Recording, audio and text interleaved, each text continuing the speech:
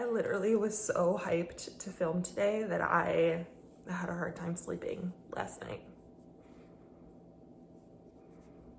What is wrong with me?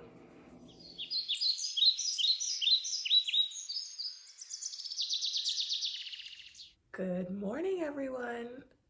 Welcome to episode 10 of Willow Cove Crafts, a podcast about knitting and sewing and my other crafty endeavors. My name is Emily, and you can find me on both Ravelry and Instagram as Willow Cove Crafts. Today is Saturday, September 11th, and I am coming to you from just outside of Madison in Verona, Wisconsin. It has been about 3 weeks since my last episode. I was not able to record last weekend. It was Labor Day weekend, and Dan and I went out of town with a couple of our friends. We rented a lake house on, I think it was called Silver Lake in Wild Rose, Wisconsin. It was about 2 hours north. It was this super small, really quiet lake. There was no motorized boats allowed, and so we rented this house, and the house came with a bunch of different watercraft, if you will. So we had a paddle boat, we had paddle boards, we had a rowboat, we had a canoe, kayak, basically every kind of lake boat that you could ask for. And yeah, we had a really great time. We were there from Friday night to Monday around lunchtime. And it was really nice to get away for a long weekend and to go somewhere quiet and to just, have a really relaxing time with friends. I will try and insert, I took some pictures and video, and Dan is always telling me that I should put more content from real life into the podcast. Dan does not watch knitting podcasts, but he's always in the background when I'm watching knitting podcasts, and he really likes Inga from Knitting Traditions, how she's from Norway. If you haven't watched Knitting Traditions, you definitely should. But she, at the end of her videos, always includes just kind of little video snippets of what she's been up to in the last weeks since she recorded last. And Dan really likes to see that, and he says that I should do that more. So I did try and take some video and footage from our lake trip, including what I think is a funny video of Dan trying to capsize our paddle boat. So if you're interested in that, I will include that at the end. What else have we done in the last couple weeks? We went to a concert, which I have not been to a concert since, lockdown happened. So it was kind of an interesting experience to be in a crowd. And, it was really fun. I learned that I probably should not be going to concerts on weeknights anymore. I just am dead to the world the next day. I cannot handle staying up too late anymore, which is sad for me. But we had a good time. The next day at work was a little tough, but all in all, a really good show. I'm glad we went. And what else? I feel like there was one other big thing we did. I don't know. Dan is out of town this weekend. I am on my own. He had a friend's wedding to go to in North Carolina, and I am on call for work, so I was not able to attend with him. So he is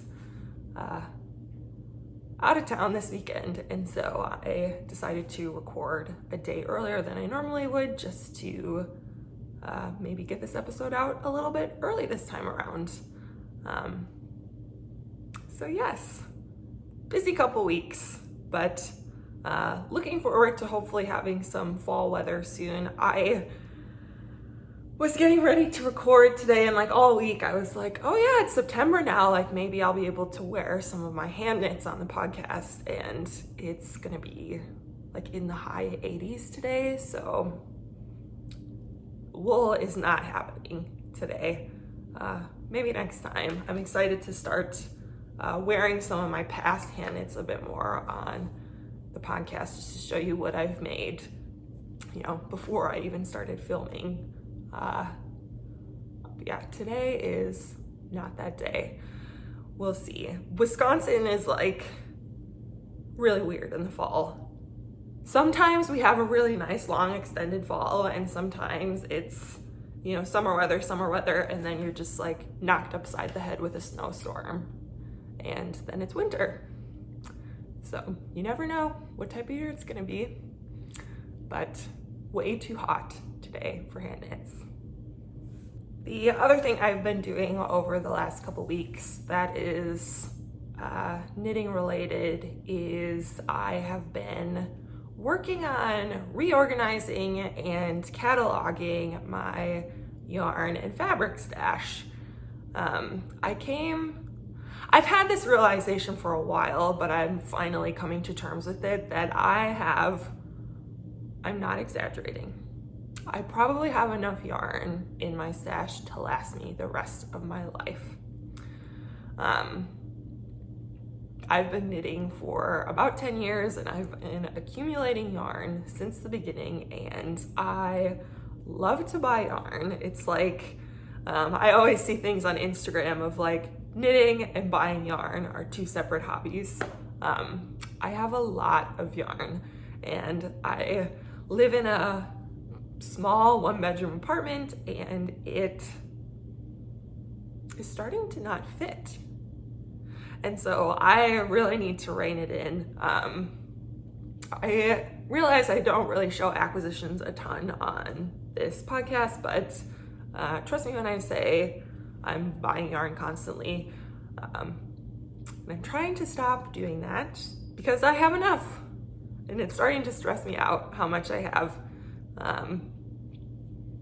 And so kind of part of me winding down on my yarn buying is to, you know, figure out exactly what I have and to like really come to terms with what is in my stash. And so I've been taking things out, figuring out, you know, what I have, how many skeins of a certain yarn I have, what type of project I have intended for it. You know, is this going to be a sweater? Is this going to be a scarf? Whatever.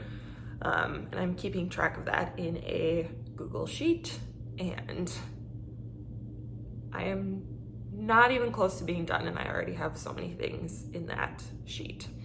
But along with that, you know, the eagle-eyed among you might have noticed I have kind of shuffled some things around.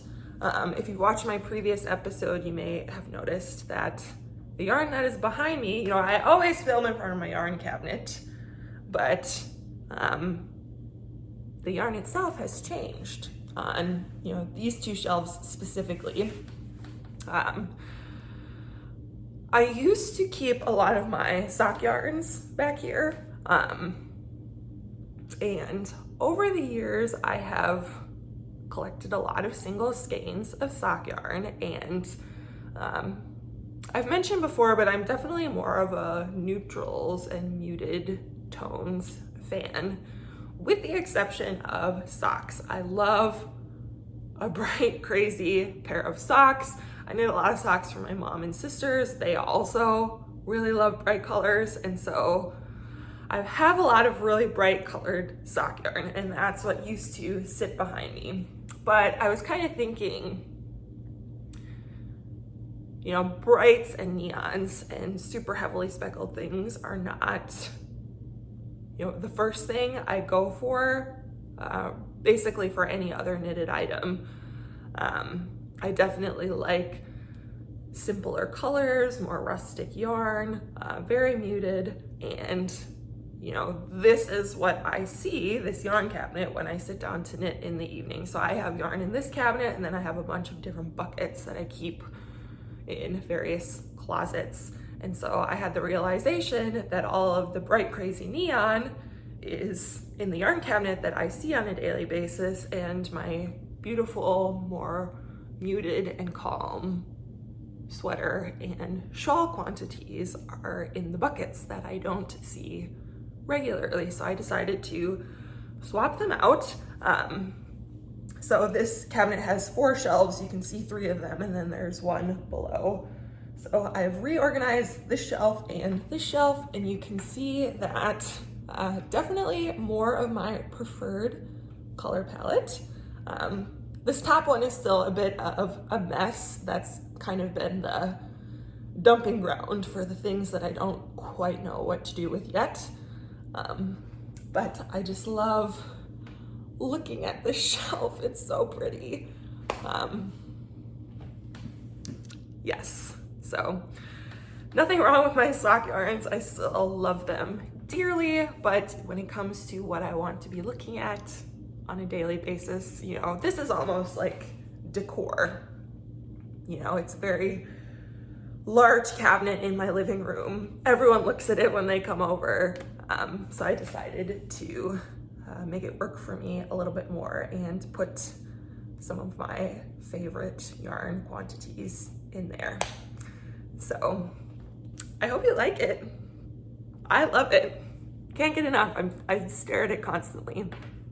I think I mentioned at the beginning, but this is episode 10, which is crazy to me. I can't believe I'm at episode 10 already. That feels like a bit of a milestone, getting into double digits.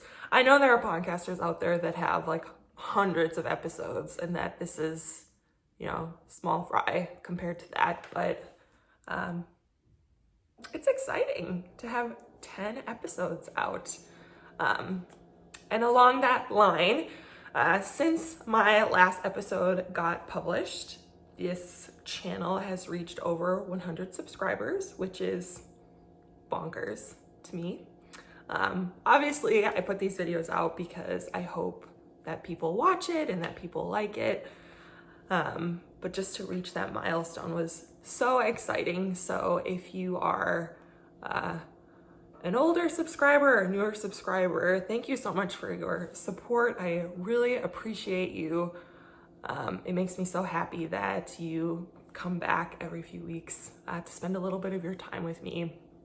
And to show my thanks, I will be running a 100 subscriber giveaway, and I will talk more about the details of that towards the end. So if you're interested in that, that'll be at the very end of the episode, the prize and the details related to that. So stay tuned. I feel like I have been talking a lot, so let's get into the knitting content for today. And I have a finished object this week, and it is my ombre socks. There's 2 of them.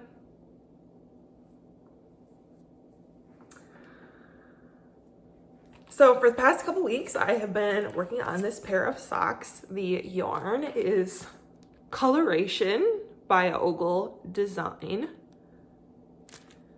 There is not a colorway name, but this is an 80% superwash merino, 20% nylon. I purchased this yarn a couple years ago at the Wisconsin Sheep and Wool Festival, which sadly is, not sadly, it's happening this week, and that part is not sad. I cannot go, which is the sad part. Like I mentioned, I am on call for work and need to stay in a place where I have internet. So the Sheep and Wool Festival does not have Wi-Fi, as far as I know. But anyways, here's my pretty socks. This is maybe my favorite pair of socks I've ever knit. I like them a lot.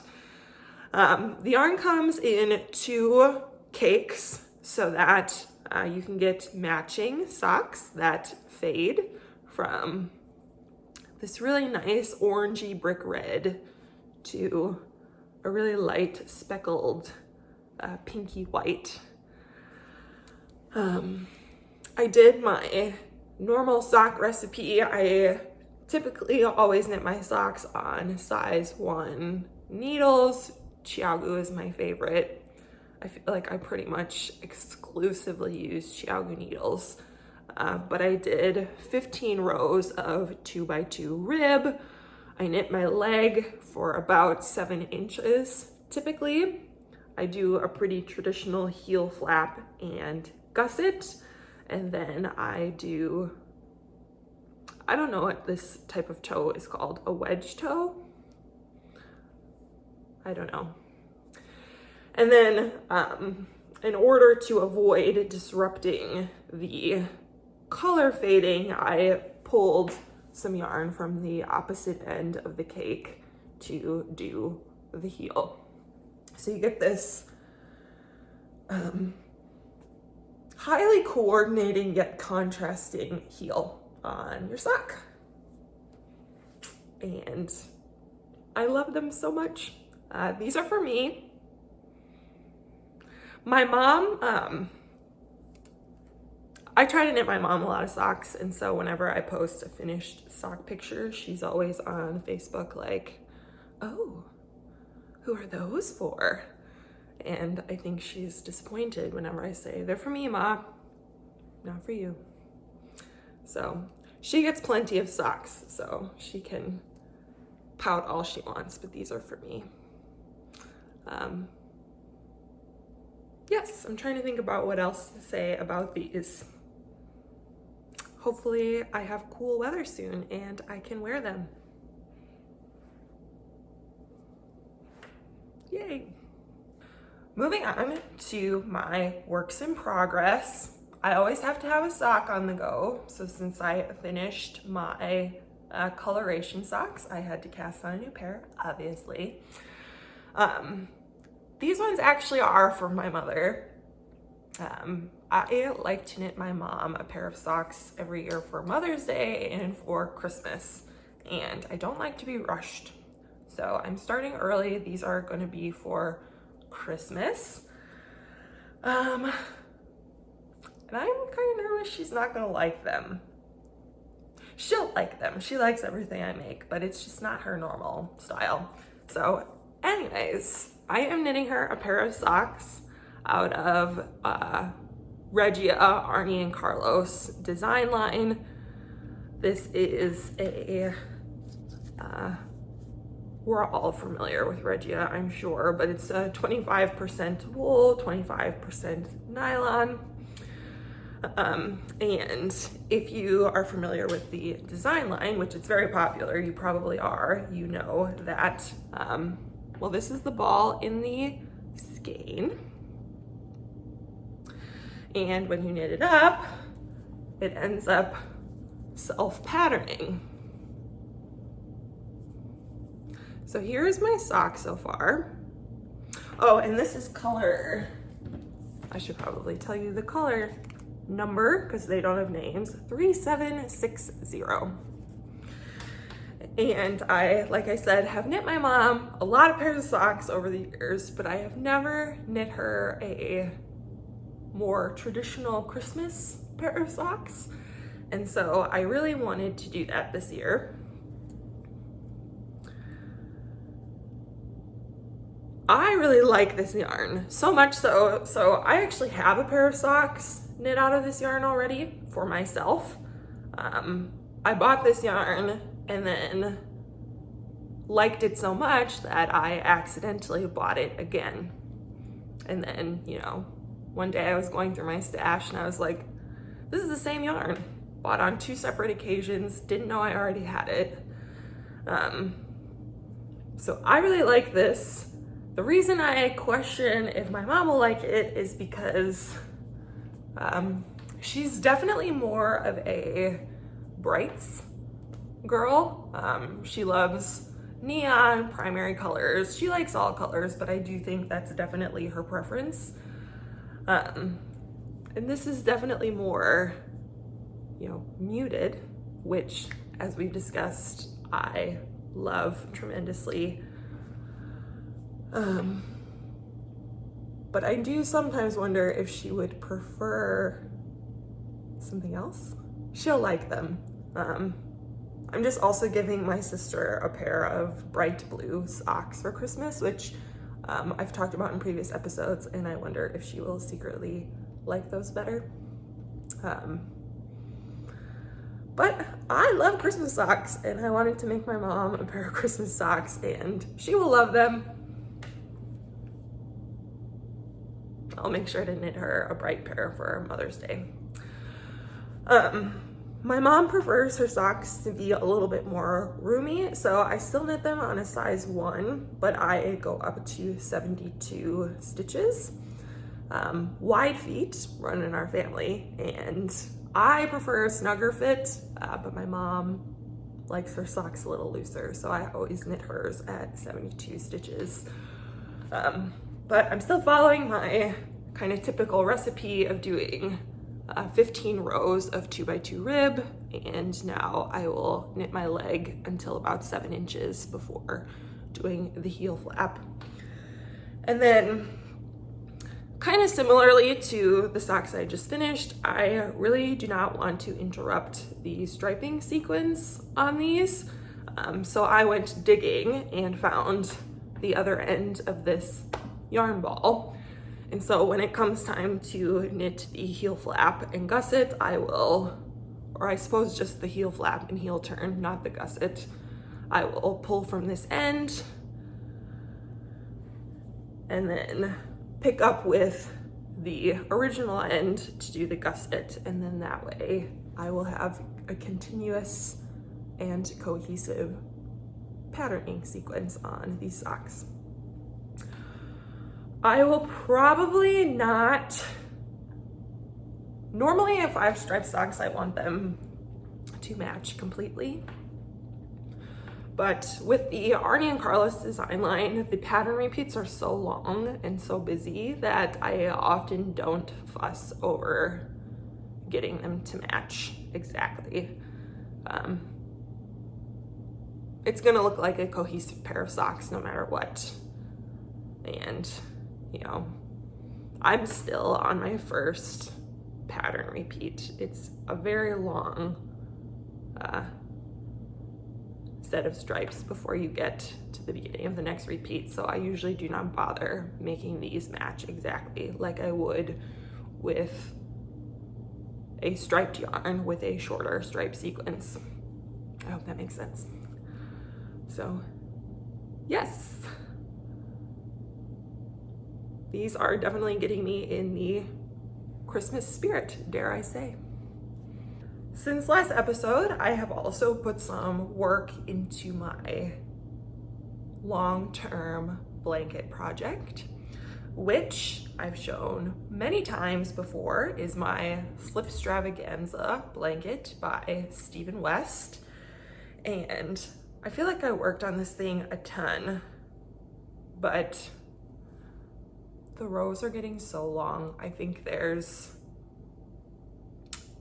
close to 800 stitches per row, and that's not even the biggest circumference of the blanket. A row feels like it takes forever. So this one's gonna be a labor of love, but let me pull it back so you can see it. I just put it on a bigger cable needle last night, and it was so excited to see it to kind of stretch out a bit. But since last episode, I had just started this blue stripe. You can see where my marker is, and I finished that blue stripe and am now onto my next stripe.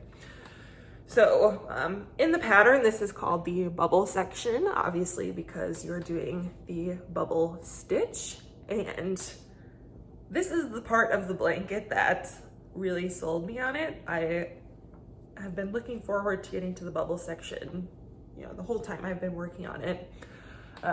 It's this big stretch. I believe there's 12 stripes of just bubble stitchy goodness, and you do that in all of your contrasting colors. So Again, let me kind of lean back so you can see the whole thing. Trying to get it some good light.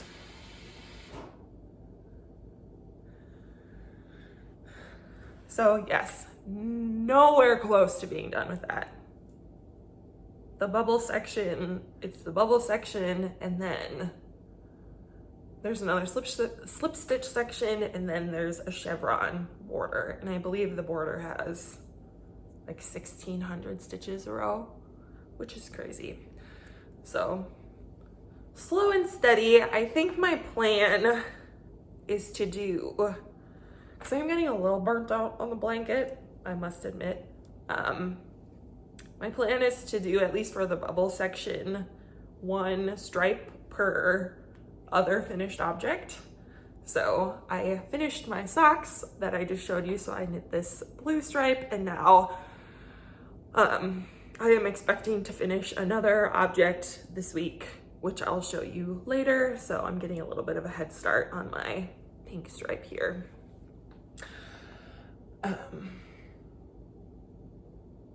So yeah, my plan is to work on this just kind of occasionally as I finish up other things, and kind of take a break from my other projects and to stripe on this. I find that setting like very discrete goals for myself is really motivating. So 1 stripe per finished object just makes my brain happy. Anyways, the yarn I am using is, let me pull the skein out, the Westwool Tandem, which is Stephen West's line of yarn. It's their DK weight. It is, I always forget, 10% Texel, 90% Falkland Merino, which in my understanding are both 2 sheep breeds. Falkland Merino, definitely Texel. I looked it up and that's what I found. So yes, I ordered this directly from Stephen and Penelope in Amsterdam, and it's really nice to work with. So going through my colors, my main color is white peach, the yellow is glow, the blue is glass, the teal is Norway, the pink is Roswitha, the white is, it's either birch or birch tree, I can't remember, and the red is Kardemumma. And then I haven't used it yet, but I will also be incorporating gray in with it and kind of see. But that coordinates just so nicely. And this is Dutch Sky. So, yes. I've mentioned before, but my biggest modification to this blanket is that I am using more contrast colors than what is called for in the pattern. So that has led me to have to do some major yarn management and planning to make sure I can finish a particular section with the amount of yarn I have, because obviously since I have more contrast colors, I have less of each color, and it has taken some planning, and I hope my math is correct and that things work out. But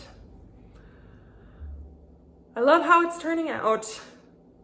I think I probably won't finish it for a long time, but you'll continue to see this here and there. I do not want to let it languish. That's my #1 goal. My last knitting work in progress this episode is the one I've probably put the most work in.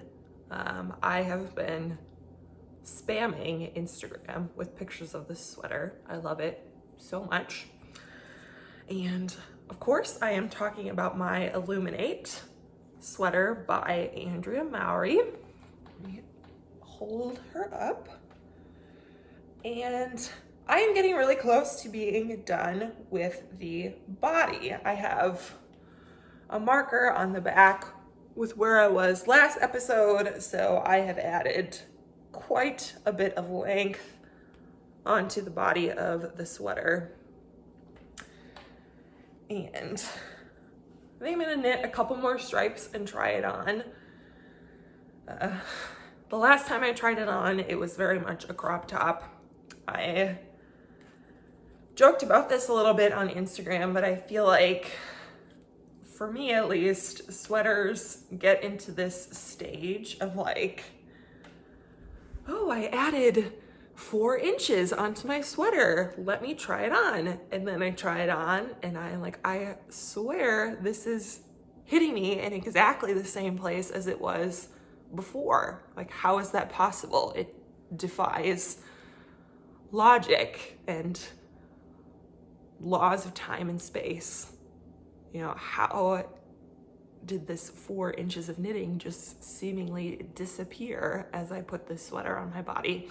So anyways, I'm in the like body black hole,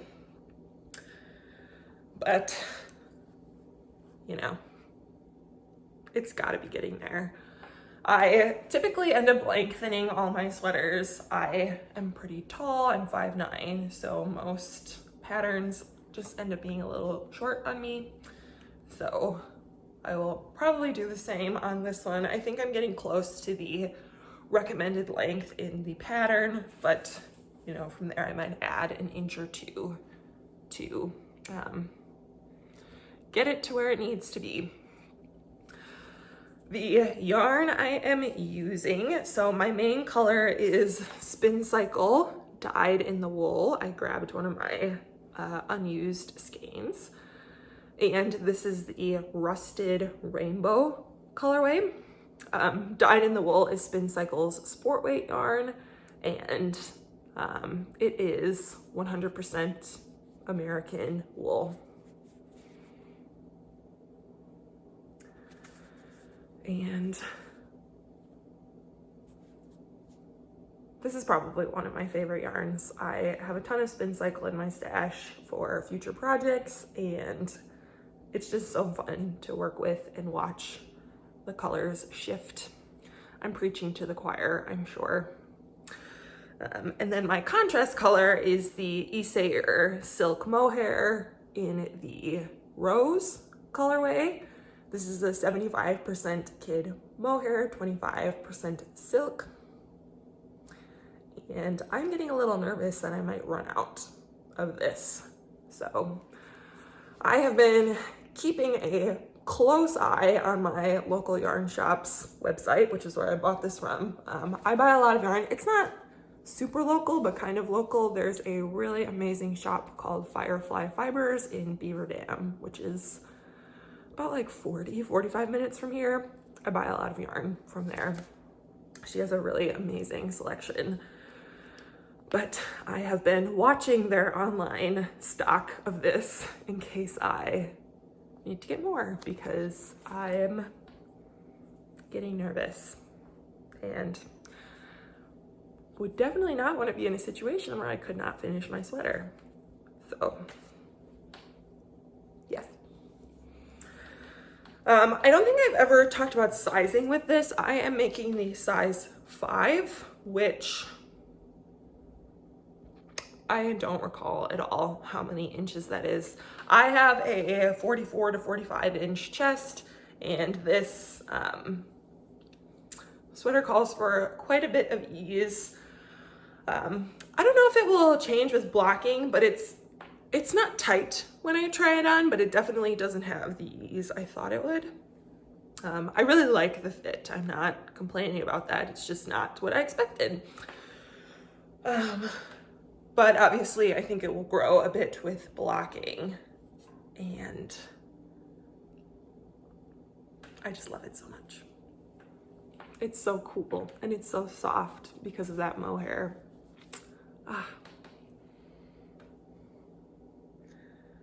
Dan also really likes this one. He thinks this Spincycle's really neat. Dan and I have very different tastes in color palettes, and so I thought for sure, I started this sweater and I was like, you're gonna hate this one. And he was like, no, I actually really like that one. He doesn't really like this like shade of yellow, like a mustard yellow. Hates it. I love it. So anyways, hopefully my next episode, the body on this will be done and I'll have moved on to the sleeves. And then typically I feel like sleeves go pretty fast for me. They're just skinny little tubes. So soon enough, we will have a finished sweater on our hands. And that is it for our knitting content this week. So we will shift over to sewing. I have one sewing work in progress to show you. And I introduced this project last episode. It is my Arum dress by Deer and Doe. I am sewing this dress to wear to my friend's wedding, which is a week from today. So I really need to get a move on and finish this. This is what I am, when I mentioned I got a head start on my next stripe for my Slipstravaganza. It's because I'm planning on finishing this week. I kind of have to, otherwise I will have nothing to wear. But since last episode, I think last episode I had just kind of pre-washed my fabric and had sewn my muslin and was kind of contemplating my strategy for making my dress. So I have, since it's a pretty simple dress, this is the bottom. The back is made up of 3 panels to create, I believe this is called a princess seam. So I have sewn the 3 panels together for the back, which I think you can see. And then I have cut out the front, and this is my favorite part, is I sewed this little pocket. It's so cute. I'm very charmed by this little pocket. I love how like neat it turned out. I'm really proud of that. So all I really have to do is sew together my front and back, and then the dress will have a neck facing to finish off the collar, and then I'll have to finish off the sleeves and the hem. So all in all, not that much left. I just need to do it. I find that I enjoy garment sewing when I'm in the middle of it, but when I'm contemplating what to work on in the evening, I tend to always want to knit as opposed to sew. But then once I'm sewing, I'm happy and really enjoy the process. It's just not my initial go-to. Anyways, the fabric I am using is a black linen viscose Noil, I believe is what it's called. I'll put it in the description, but I purchased this from Blackbird Fabrics. One of the big modifications I made, I don't even know if you could consider it a modification, but I definitely did not have the fabric requirements called for in the pattern. And so I must have spent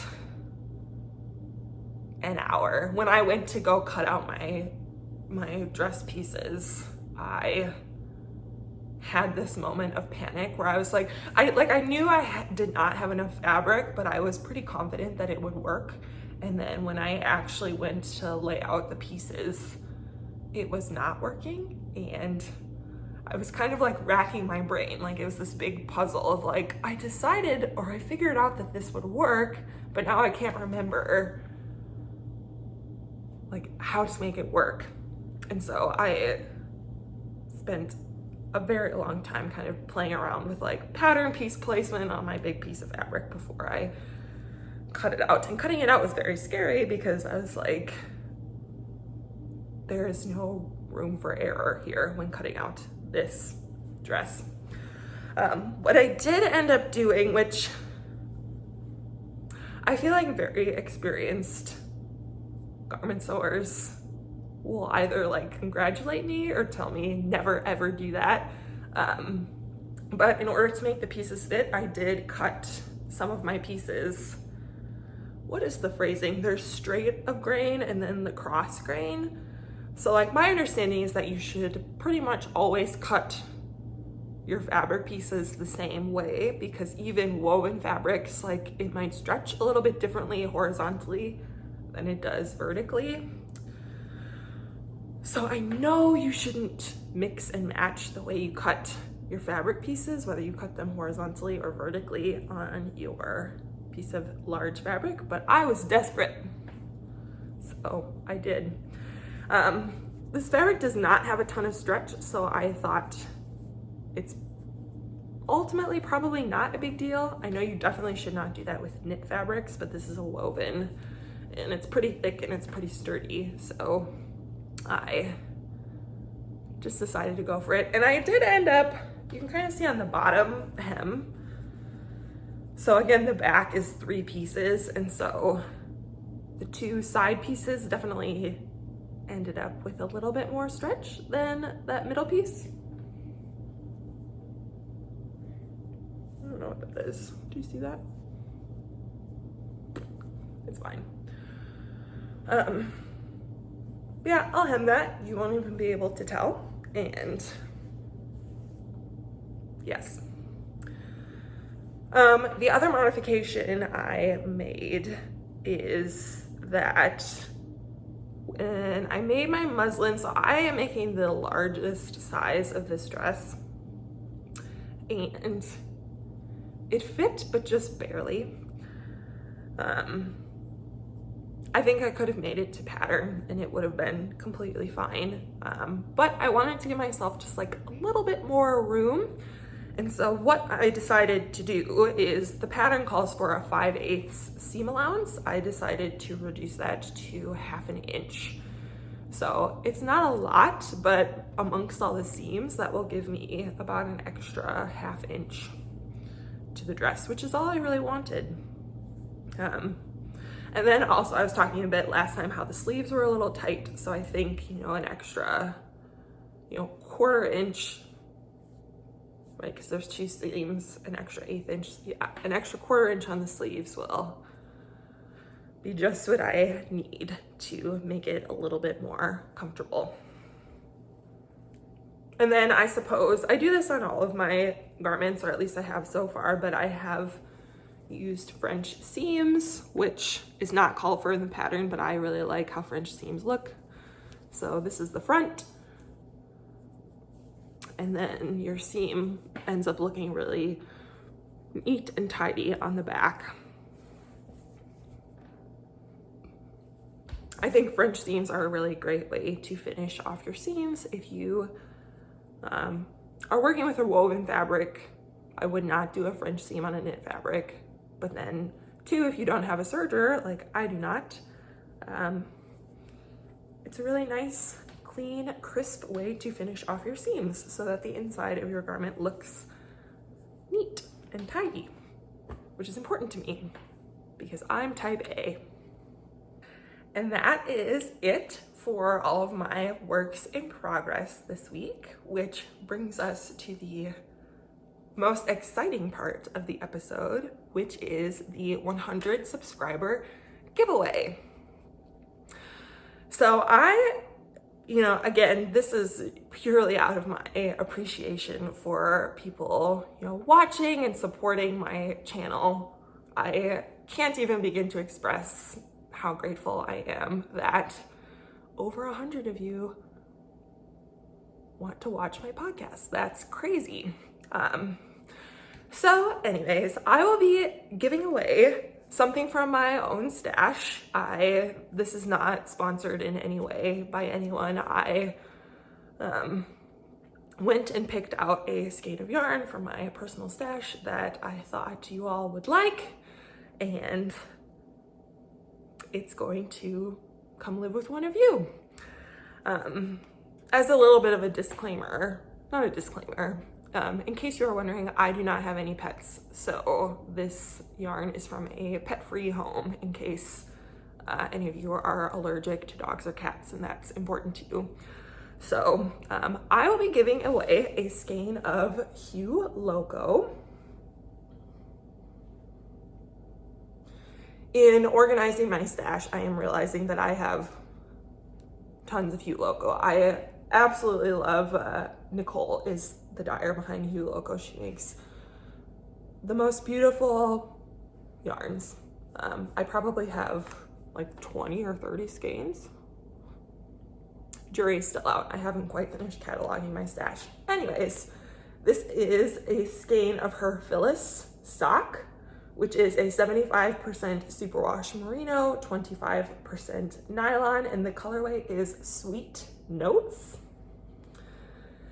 And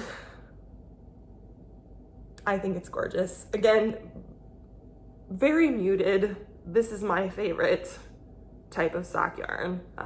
Just this perfect light lavender and just those pops of rust and yellow.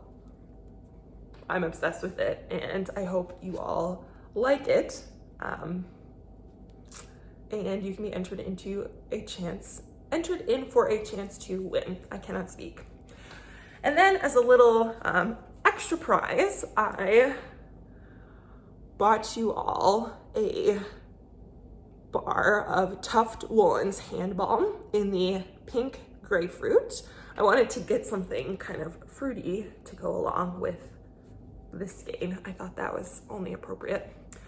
But again, this is the Pink Grapefruit scent, and I don't know if I've talked much about it on the podcast, but I'm obsessed with Tuft Woolens. I love the hand balm. I have one in all of my project bags. I have a bunch on reserve in case I run out. It's really great stuff. So it's like a little deodorant container, and you just screw it up and you can rub it on your hands.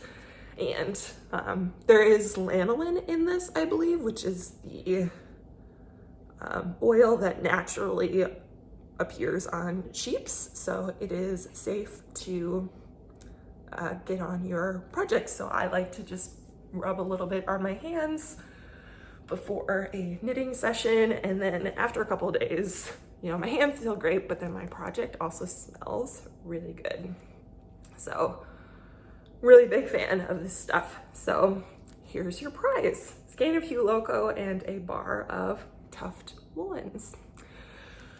So in order to enter, I ask that you please subscribe to my channel. This is obviously a 100 subscriber giveaway, so I do want to make sure that the winner is a subscriber to the Willow Cove Crafts YouTube channel.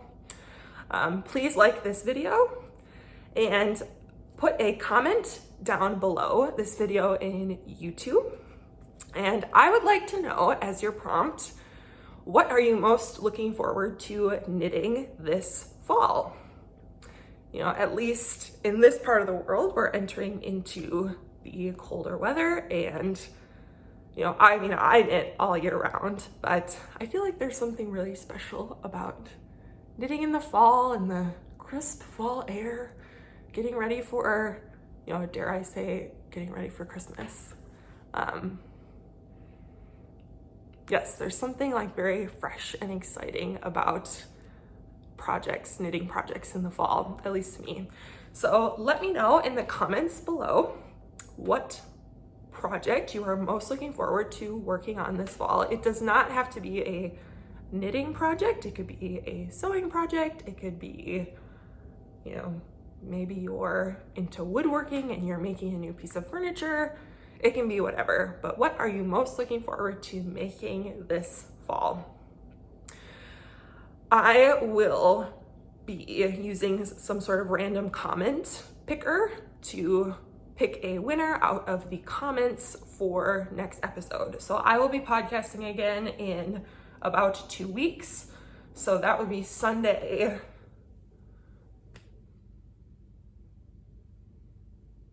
What is 2 weeks from today? The 25th? the 24th or the 25th, whatever the Sunday is 2 weeks from now, is when I will be recording again, and I will be picking a random winner from the YouTube comments below. So again, to enter, subscribe to the Willow Cove Crafts YouTube channel, like this video, and add a comment about what you are most looking forward to knitting this fall. And then in about 2 weeks, I will pull a winner from those comments.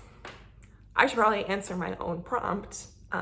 My answers may be a little boring. I have said time and time again, I'm trying to be a more responsible knitter and like actually finish my projects. And so there are a couple projects that I have shown on the podcast that I have stopped working on and haven't shown in a few weeks. And it makes me feel unfinished somehow that I've showed you something and then now you haven't seen it in a while. So I have a couple projects that have kind of been languishing. So I've shown you my Hildebeer shawl, I've shown you my no frill sweater, and then I've got a couple quilts, my Trippy quilt, my Little Miss Sawtooth Star quilt, and then my ombre puff quilt I showed for like a second on one of the episodes. So yeah, I kind of feel weird about having shown you projects and then not showing them again as finished objects, if that makes sense. So I am most looking forward to catching up on some of those languishing projects and, you know, pulling those back into the rotation and finishing up some of those things that I've already shown you. And that is it for this week. Thank you so much for joining me. I look forward to hearing from all of you about what projects you are looking forward to this fall. I will talk to you again, like I said, in about 2 weeks. Have a great rest of your day. Happy knitting. Bye, everyone.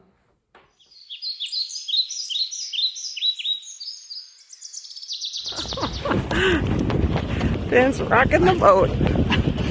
I'm rocking it. Oh no.